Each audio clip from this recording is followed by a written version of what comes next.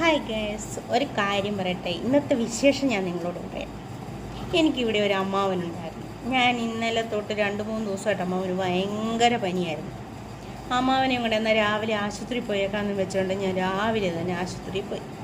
ആശുപത്രി ചെന്നപ്പോഴത്തേക്കും ഉണ്ടല്ലോ, ഡോക്ടർ ചീട്ട് കമ്പരി വിളിച്ചു. കയറി, ഞാനും കയറി. അമ്മാവനല്ലേ, എന്താ പറയണമെന്ന് അറിയാൻ പറ്റില്ല. എന്നാ പറ്റിയ നമുക്കൊന്നും അറിയാമല്ലോ, എന്തൊക്കെ ഡോക്ടർ പറയുന്നുള്ള കാര്യം നമുക്കറിയാമല്ലോ. അത് മരുന്നൊക്കെ എഴുതുമല്ലേ എന്നൊക്കെ ഓർത്ത് ഞാൻ കയറി ഡോക്ടർ പരിശോധിക്കാനായിട്ട് അങ്ങോട്ട് കയറിയിരുന്നപ്പം അമ്മാവൻ എന്നോട് പറഞ്ഞു, ഐ സേ ഗെറ്റ് ഔട്ട്.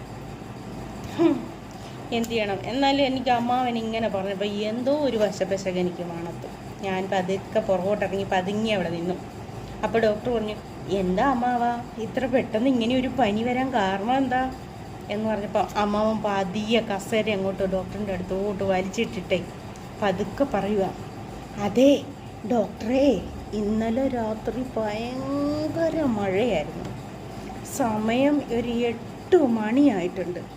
അപ്പോൾ എന്നിട്ട് അതെ ഞാൻ കൂരിരുട്ട് ഞാനേ അവിടെ കടയിൽ സിഗരറ്റ് മേടിക്കാൻ പോവുമായിരുന്നു. എന്നിട്ടോ വേഗം പറ എന്ന് ഡോക്ടർ പറഞ്ഞപ്പോഴത്തേക്കും പറയാം, എൻ്റെ കയ്യിലൊരു കുടയുണ്ടായിരുന്നു. ഞാൻ ആയിക്കോട്ടെ, എന്നിട്ട് അത് നിവർത്ത് ചൂടത്തില്ലേന്ന് ചോദിച്ചു. അല്ല ഡോക്ടറെ, അതിലെ പെരുമഴയല്ലേ, കൂരിരുട്ടും ഒരു സുന്ദരിയായ യുവതി ഇതിലെ നനഞ്ഞു പോകുന്നു മഴയത്ത്. എന്നിട്ട് ഞാൻ എൻ്റെ കയ്യിലെ കുട അവൾക്ക് കൊടുത്തു. എന്നിട്ടോ അവൾ ആ കുടയും ചൂടിപ്പോയി. എന്നിട്ട് ഞാൻ മഴയിൽ നനഞ്ഞ് തിരിച്ച് വീട്ടിൽ വന്ന ഡോക്ടറെ, അങ്ങനെയാ പനി പിടിച്ചതെന്ന്. എൻ്റെ പൊന്നെ, എന്ത് പറയാനാ?